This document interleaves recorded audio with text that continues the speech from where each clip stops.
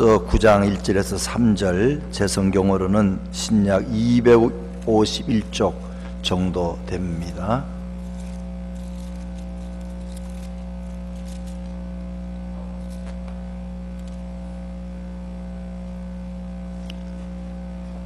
로마서 9장 1절에서 3절 짧기 때문에 우리가 한 목소리로 다 같이 합독을 하시겠습니다.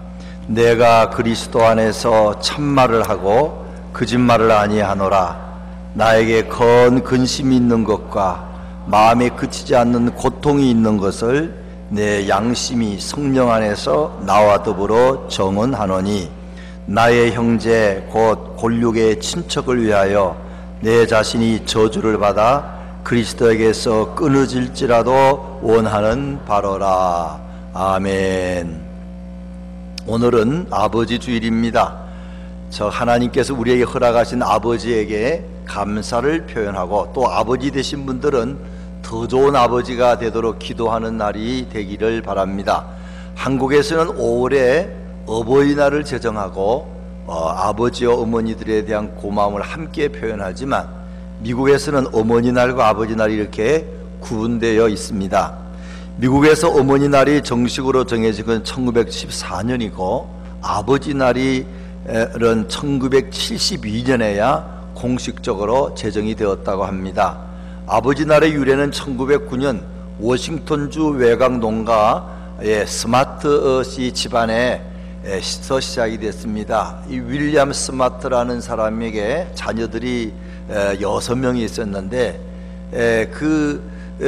아내가 죽었어요. 그래서 혼자서 그 6명의 자녀를 키운 윌리엄 스마트 씨를 기념해서 그 딸 소노라 씨가 참 아버지가 농장에서 일하면서 자기들 잘 키워준 걸 감사해서 이제 아버지의 날을 시작을 했는데, 점점점 커지다가 1972년에 미국의 리차드 닉슨 대통령에 의해서 국가 공휴일로 전해지게 됐다 하는 것입니다.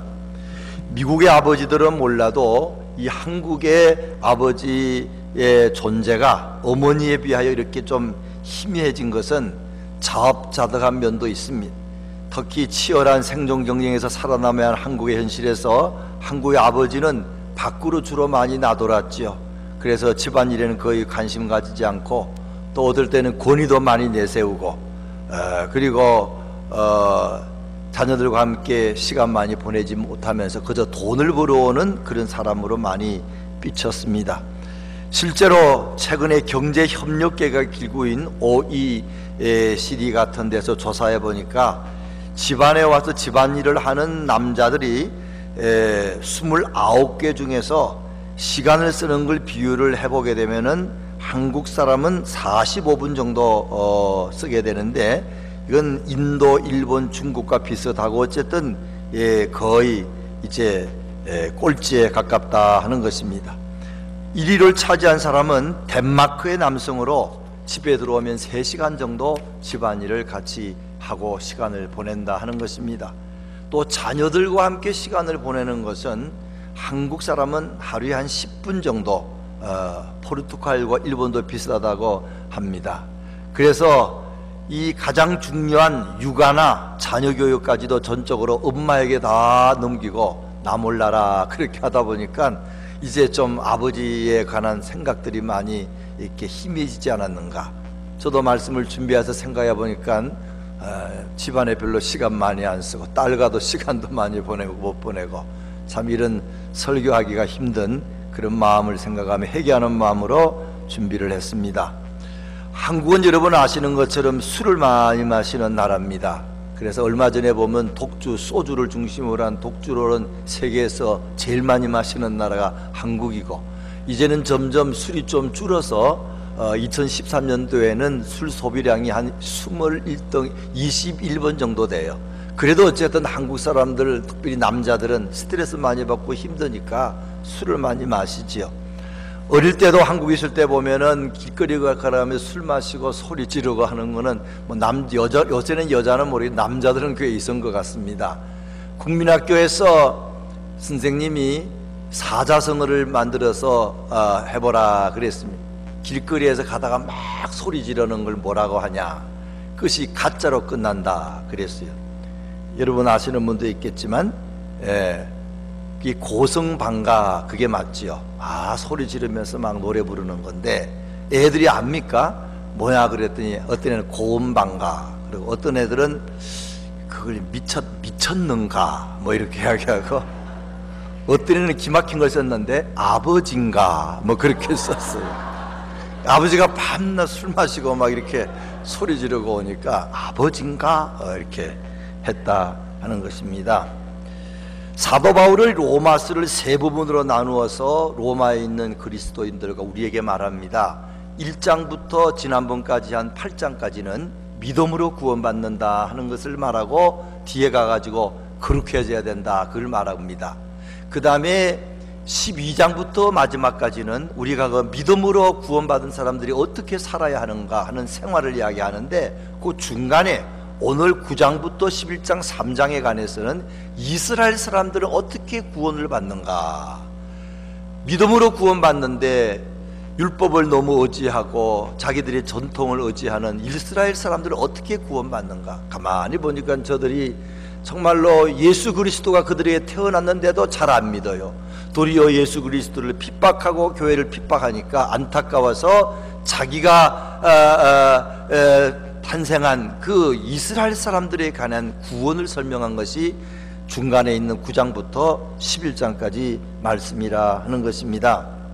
저는 앞으로 이 9장부터 다시 시작을 해서 말씀을 드리겠습니다. 사도 바울은 한마디로 하면은 모든 성도들의 신앙의 아버지입니다.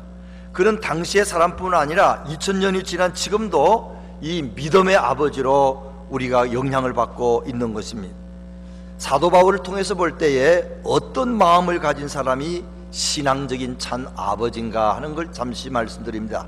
첫째로는 이 신앙의 아버지들은 큰 고통하는 마음이 있다 하는 것입니다. 이게 1절 2절 말씀입니다. 한번 같이 다시 읽으십니다. 1절 2절 같이 읽습니다. 내가 그리스도 안에서 참말을 하고 거짓말을 아니하노라. 나에게 건 근심이 있는 것과 마음에 그치지 않는 고통이 있는 것을 내 양심이 성령 안에서 나와 더불어 정언하노니. 사도 바울은 다른 곳에 보면은 예수님 때문에 기쁘고 즐겁고 행복했다 그랬습니다. 누가 이 그리스도의 사랑에서 끊으리요 그랬습니다. 로마서 8장 35절에 누가 우리를 그리스도의 사랑에서 끊으리요. 그래서 감사하고 감격했는데 오늘 9장 와서는 바뀌었습니다. 고통의 말을 합니다. 내가 그리스도 안에서 참말을 하고 거짓말을 하지 않는데 나에게 건 근심이 있고 그치지 않는 고통이 있다. 그것을 내 양심이 성령 안에서 정언하는 것이다 하는 것입니다.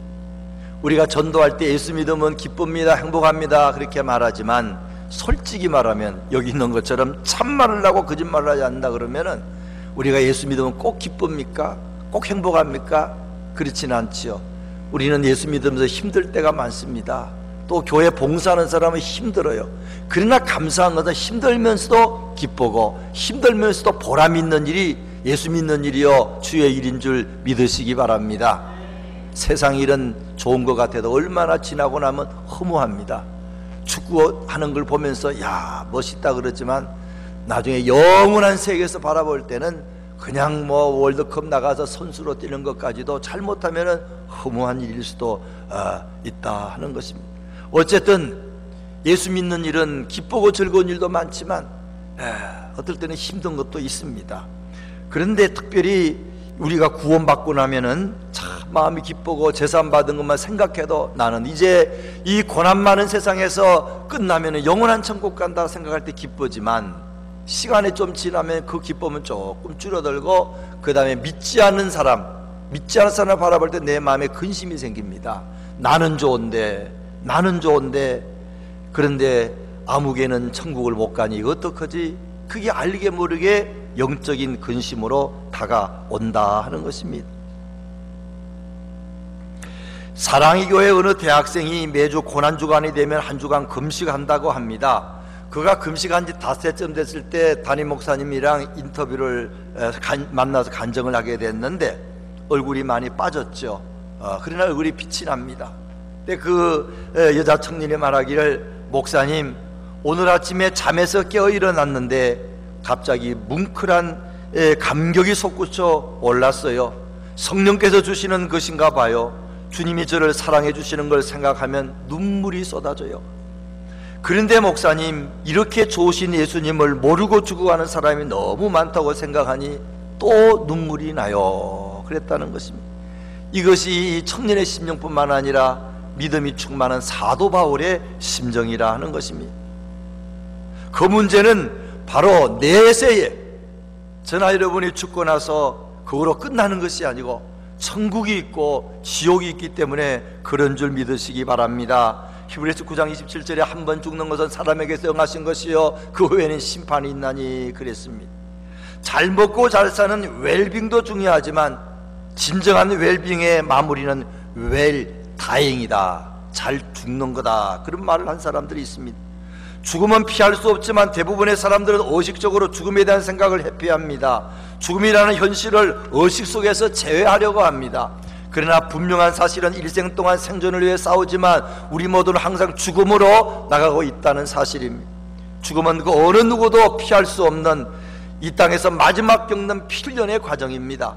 그러면 사람은 죽음으로 모든 것이 끝나버립니까? 그렇지 않지요.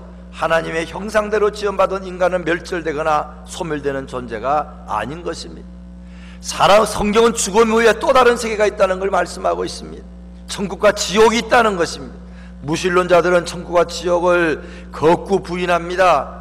또 반대하는 사람은 하나님이 사랑이 많은데 어떻게 지옥을 만들었겠느냐 부인합니다. 성경을 알지만 신신학자들이나 자유학자들이나 이단들은 영혼 멸절설도 이야기합니다. 죽고 나면 다 끝나는 거지 뭐가 있어. 그리고 우리 영혼을 타락시킵니다. 그러나 천국과 지옥이 존재하는 확실한 증거는 하나님의 말씀인 성경이 말씀하고 있는 것입니다. 죽음 직전의 사람의 모습을 봐도 우리가 알 수가 있습니다. 구원이 보장된 사람 얼굴이 빛납니다. 그러나 구원이 보장되지 않는 사람은 얼굴이 일그러지고 죽음의 사자가 올 때 그 무서워하는 모습을 보는 경우들이 많이 있지 않습니까? 철학자 임마누엘 칸트는 지옥과 천당은 반드시 있어야 한다, 있다 없다 시비에 앞서서 반드시 있어야 된다고 했습니다. 천당과 지옥이 없다면 하나님의 공의는 무너진다는 것입니다. 천국 지옥이 없으면 좋을 것 같지만 하나님의 법이 다 무너지는 거예요. 무엇보다 예수님께서 직접 말씀하셨어요. 지옥에는 구더기도 죽지 않고 불도 끄지지 아니하느니라. 누가복음 16장에 예수님은 부자와 나사로의 비유를 통해 생생하게 말하는데, 사실은 이건 비유라기보다는 그 체가 이야기체나 애화체가 아니고 실화체의 비유를 말씀하고 있다 하는 겁니다. 부자와 나사로를 말할 때 나사로 이름까지 말하고 있습니다. 부자는 그 사람의 이름 때문에 이미 천당에 지옥에 있는 거기 때문에 그분의 체면을 생각해서 말은 안 했지만 이건 실제 있은 이야기라고 학자들은 말을 하는 것입니다. 신약 성경에는 지옥이라는 말이 22번 나오는데 예수님이 14번을 사용하셨어요. 저는 예수를 믿기 때문에 저와 여러분은 확실히 천국과 지옥이 있다는 사실을 믿기 바랍니다. 지옥과 천국은 분명히 존재하는 세계라 하는 것입니다. 내 생각으로 믿어서는 안 됩니다. 내 생각에는 사탄아 물러가라, 그렇게 물리치셔야 됩니다. 성경에 그렇게 나와 있으니 우리가 내 생각대로 믿지 말고 성경대로 믿게 되는 저와 여러분 되시기를 다시 부탁드립니다. 인생은 죽음으로 끝나는 것이 아니라 죽음의 관문을 통과한 후 천국과 지옥에 간다는 것입니다. 예수님께서 이 땅에 오셔서 전해주신 말씀의 주제가 천국입니다. 하나님의 나라입니다. 천국은 죽음도 고통도 눈물도 슬픔도 없는 장소지만 지옥도 있습니다. 엄부도 있습니다. 하데스는 고통의 장소입니다. 지옥은 단 한 방울의 물의 자비도 끊어진 장소입니다. 지옥은 다시는 기회가 주어지지 않는 장소고 희망이 없습니다. 단테가 쓴 신곡에 보게 되면은 그 지옥의 대문에 글이 써 있기를 여기에 들어오는 자여 모든 소망을 버릴지어다, 그렇게 써 놓았습니다. 목사들이 강달상에서 죽음에 관한 이야기를 많이 할 때 도리어 성도들이 그때 혹시 기분이 나쁠지 모르지만 더 잘 살 수 있는 그런 진리를 발견하게 되고, 강단에서 지옥에 관한 말씀을 할 때에 우리의 삶 속에 천국이 임하고 우리 삶에 더 큰 천국이 임하는 줄 믿으시기 바랍니다. 예수님은 만일 내 손이나 내 발이 너를 범죄케 하거든 찍어내버리라. 불구자나 다리 저는 자로 영생에 들어가는 것이 두 손과 두 발을 가지고 영원한 불에 던지는 것보다 나으니라. 마태복음 18장에 말씀하셨습니다.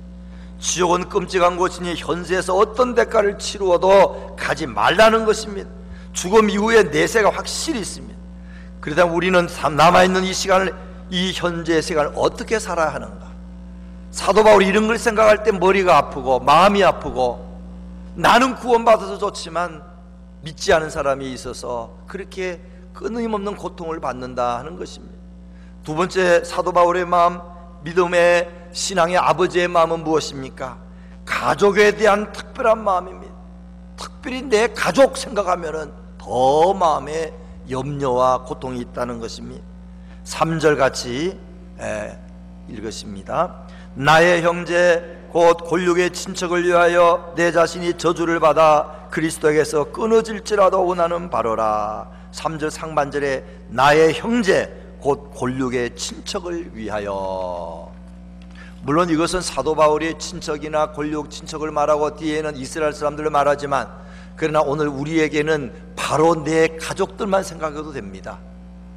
천당지옥이 있을진데 나는 천국의 확신을 가지는데 내 남편은, 내 아내는, 특별히 내 자식들은, 내 부모는 어떻게 되는가? 이거 생각하면 딴 사람이 지옥 가는 거나 그런 건 마음은 아프지만 조금 더 심각한 것이 더하지만, 내 사랑하는 딸이, 내 사랑하는 아들이 어떻게 될까 생각하는 것은 다르지 않습니까? 이게 부모의 마음이고 신앙이 깊은 아버지의 마음이라 하는 것입니다. 부모들은, 아버지는 자식이 병들면은 마음에 무거운 짐을 갖습니다. 죄를 좀 낫게 해야 될 텐데, 심지어 집이라도 팔아가지고 고쳐줘야 될 텐데, 강용호 박사가 눈이 안 보일 때 그 아버지가 어찌하든 치료하려고, 어머니가 어찌하든 치료하려고 애를 썼다 그랬어요. 공부를 시키려고 소도 팝니다. 이제 그렇게 사회인으로 삼고 나면은 이제는 시집장가까지 보내야 됩니다. 제가 좋은 사람 만나가 잘 사는 걸 봐야 내가 기쁠 텐데, 이게 부모의 마음입니다. 그런데 하나 더 나가서 믿음의 아버지는 그거로 끝나지 않고, 저가 세상적으로는 공부도 많이 하고 시집장가도 갔지만 저가 예수를 믿어서 참 하나님을 만나야 될 텐데, 참 아버지를 만나야 될 텐데, 천국에 가야 될 텐데, 이것까지 생각하는 마음이 믿음의 아버지의 마음인 줄 믿으시기 바랍니다.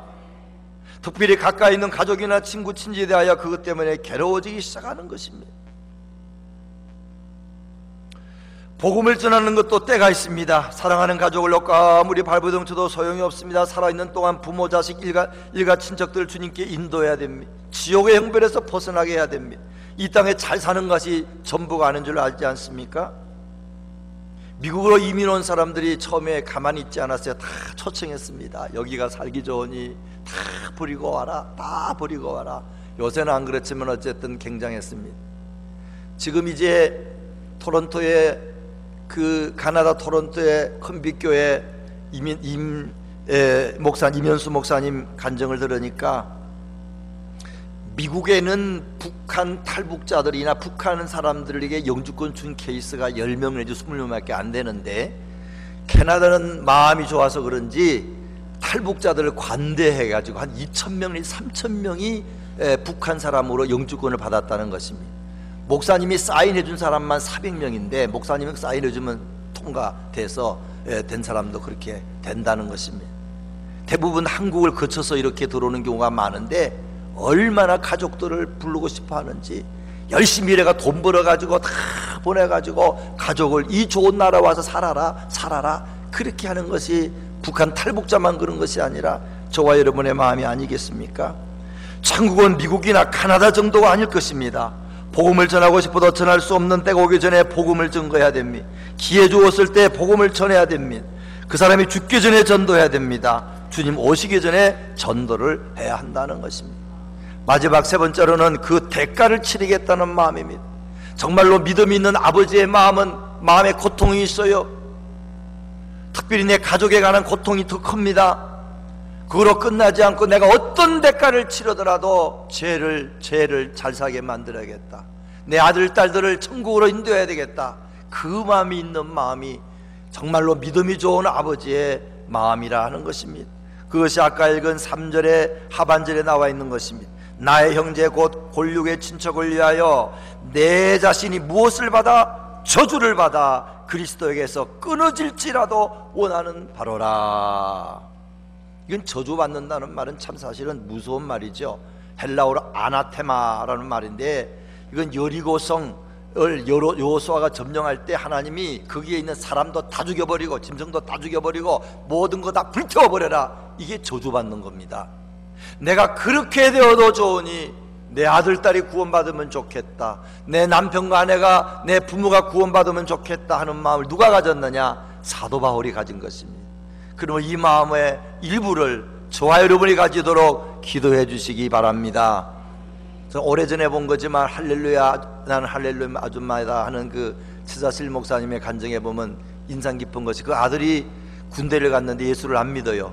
기도하기를, 하나님 우리 아들 다리 몽당이가 부러지더라도 돌아오게 해주십시오 했더니 정말로 군대 가서 교통사고 나가지고 다리가 부러졌어요. 근데 그래도 부모님이 좋겠습니까? 자식 다리 부러지는 좋아할 부모 없지만 그래도 그가 돌아와서 예수를 믿게 됐으니 할렐루야, 그렇게 한 내용이 기억이 납니다. 어떤 대가를 치르더라도 우리 아들이 예수 믿기 원합니다. 요 마음이 부모에게도 있어야 됩니다. 본인들도 물론 있어야겠죠. 모세는 출애굽기 32장 32절에 하나님을 배반하고 우상을 섬기고 소를 만들어서 그 앞에 절하는 그들이 멸망하게 될 때에 기도하지 않습니까? 그러나 이제 그들의 죄를 사하시옵소서. 그렇지 아니하시면 원하건대 주께서 기록하신 책에서 내 이름을 지워주시옵소서. 이게 모세의 마음이고 바울의 마음이고 또 믿음의 아버지의 마음이라 하는 겁니다. 어떤 드라마 보면은 제자를 위해서, 죄를 위해서 당신 손 하나 내놓겠어? 잘라도 돼? 뭐 그런 것도 본 적이 있는데, 하겠다고, 내가 죄를 위해서 내 손 하나 내놓겠다고. 우리가 부모들이 자기 자식의 이제 건강을 위해서도 귀한 걸 내놓지만, 그가 좋은 대학 가기 위해서 모든 걸 팔아서 뒤에 밀지만 그의 영혼을 위해서 무언가를 희생하는 결심하는 것이 더 중요합니다. 아무리 공부를 많이 해도 인류대학을 가도, 좋은 학군이 있는 곳에 이사를 가서 그를 좋은 대학을 보낸다 할지라도 지옥 가면 무슨 소용이 있겠습니까? 그가 똑똑해도 똑똑한 거 가지고 행복한 거 아니잖아요. 똑똑해도 그가 부모에게 효도하는 건 아닙니다. 예수를 믿어야 그의 영혼도 잘 되고 범사도 잘 되고 좋은 효자도 되고 천국도 가는 줄 믿으시기 바랍니다. 그 일까지 하는 부모가 믿음의 부모요 참 사랑의 부모라 하는 것을 우리가 알아야 됩니다. 어릴 때 그러죠. 너 교회 가면은 돈 줄게. 그래서 가면 요거는 헌금, 요거는 너 사탕 사 먹는 거. 그래가 자식들 해서 교회 보내는 부모들 사실 깨어있는 부모입니다. 어떤 방법을 써도. 또 교회는 겨우 나갔는데 성경 안 보면 믿음이 안 자라니까, 저 킨조 한인교회 한진관 목사님 사모님 같은 분은 은퇴하셨지만 어릴 때 한 장 보면은 코라 하나 준다. 그래서 매일 성경 보면 코라 하나 2개 줬다는 거. 걔들이 성경을 보고 나서 너무너무 좋으니까 나이가 들고 조금 드니까 돈 안 받겠다고. 내가 너무나 좋은데 왜 내가 돈을 받냐고. 그러면서 말씀의 사람이 되고 기도의 사람이 되고. 고은영 청년 같은 사람은 아주 믿음이 없었는데 그 아버지 어머니가 옛날에 어디 부흥회 가 있으니 부흥회 가면은 내가 돈을 주겠다. 그래가지고는 요거는 짜장면 사 먹는 거다, 요거는 헌금이다. 짜장면 사 먹는다는 돈을 주는 바람에 부흥회 가서 며칠 참석하다가 뒤집어졌어요. 깨어졌어요. 구원받았어요. 그리고는 나중에 하나님의 훌륭한 종이 된 거 여러분 들은 적이 있을 것입니다. 부모가 그 뒤에서 물질에도 투자하고 마음도 투자하고, 잘할 때 말이라도 야, 너 딴 거 안 해도 돼, 건강만 해도 나는 좋겠어. 그러면 자식이 참 마음이 기뻐져. 공부 물론 잘하는 것도 중요하지만 건강만 해줘. 건강만 해줘. 예수만 잘 믿으면 돼. 물론 네가 공부도 잘하고 세상적으로 좋은 직장 가지고 잘 사는 것도 중요하지만 예수만 잘 믿으면 성공하는 거야. 그게 엄마 아빠 효도하는 거야. 그렇게 가르치는 부모가 있다 그러면 참 훌륭한 부모입니다. 사실 그러니까요. 그러나 아무리 세상적으로 이름이 나도 예수 안 믿으면 자식 잘못 키운 거지요. 나중에 그 아들이 아무리 아버지에게 효도하고 싶어도 어렵습니다. 마음이 움직이지 않습니다. 잘못된 길 얼마든지 갑니다. 부모만 모릅니다. 알튼 링크레트라는 사람이 있는데 미국의 천재라고 합니다. 남은 박사학위 하나도 받기 어려운데 이 사람은 박사학위가 10개나 있고 나라를 위해서 일하는 사람인데, 이 사람이 유명한 월트 디즈니를 설계한 사람이라 하는 것입니다. 그는 성공자요, 실력자가 됐습니다. 그런데 그러고 나니까 너무 바빠가지고 교회도 안 나가고 예수님을 멀리하고 말았다는 것입니다. 좋은 집에서 좋은 차를 타고 여기저기 강연 다니고 책도 많이 써가지고 아주 돈도 많이 벌고 이름이 났다는 겁니다. 그러다 보니까 집안에 있는 시간도 줄어들고 아내와 자식들과 대화하는 시간도 점점 없어지고 말았다는 겁니다. 그는 그거로 그냥 잘 되는 줄 알았습니다. 그런데 그가 무너지고 맙니다. 자기가 생명처럼 사랑하는 14살 된 딸이 가출을 하더니 편지를 썼습니다. 아빠 걱정하지 마세요. 내 인생은 내가 책임지고 살게요. 14살짜리가. 그런데 며칠 후에 딸이 자살했다는 소식이 왔습니다. 딸의 시체를 안고 그는 후회했습니다. 내가 교회만 나갔어도, 내 딸을 데리고 교회만 나갔어도 내 딸이 이렇게 되지 않았을 텐데, 내가 하나님을 버리고 교회를 떠났더니 내 생명 같던 내 딸이 이렇게 자살했구나, 내 인생이 무너지고 말았구나 했다는 겁니다. 그는 충격을 받고, 그러나 그때라도 이제 교회 나가고 신앙생활을 하며 회개하고 겸손해지니까 하나님께서 비록 딸이 없다 할지라도 말할 수 없는 하나님의 평안과 은혜를 주시어서 이제 만족한 삶을 누리게 됐다는 것입니다.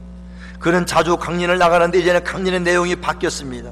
꼭 말하기를 인생에 4가지 성공 비결이 있습니다. 첫째로는 겸손해야 됩니다. 저는 박사학위 10개를 받았다고 교만하다가 무너지고 말았습니다. 두 번째는 인내해야 됩니다. 살다가 딸이 죽는 일이 있어도 인내해야 됩니다. 믿음으로 인내해야 됩니다. 그랬다는 것이. 셋째는 또 용기를 잃으면 안 됩니다. 아무리 어려운 일이 있어도 주저하지 않아야 되고, 주저앉을 수밖에 없어도 용기를 갖고 살아야 됩니다. 마지막으로, 그러나 가장 중요한 것은 따라서 해주세요. 하나님의 인도를 받는 것입니다. 가장 중요한 것은 하나님의 인도를 받는 것이다. 그러면서 간증을 한다는 것입니다. 가까운 가족이 예수 안 믿는 이유가 있어요. 유대인들이 예수 안 믿는 이유가 있어요.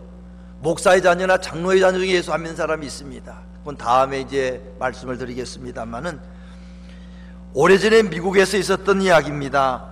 라이언 화이트라고 하는 소년에 관한 이야기를 아마 신문이나 텔레비에서 여러분 보셨을 것입니다. 레이건 대통령 때 있었던 일이니까.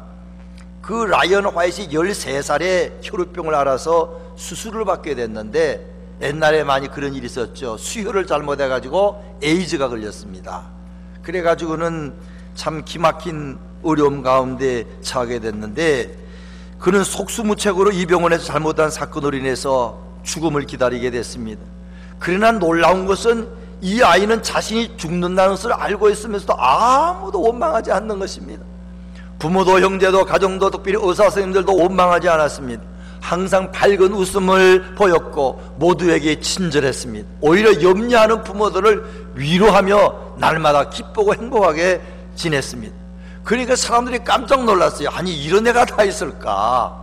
정말로 죄 없이 억울하게 피 수혈을 잘못해가지고 이런 에이즈 걸렸는데 이렇게 얼굴이 밝고 환하니. 그래서 레이건 대통령도 와가지고 위로해주고, 또 우리가 잘 아는 마이클 잭슨도 와가지고 그 앞에서 춤도 춰주고, 뭐 그래서 신문에 옛날에 나고 그런 거 저도 기억이 나는데, 그러다가 이 아이가 5년 더 살다가 18살에 죽었다는 것입니다.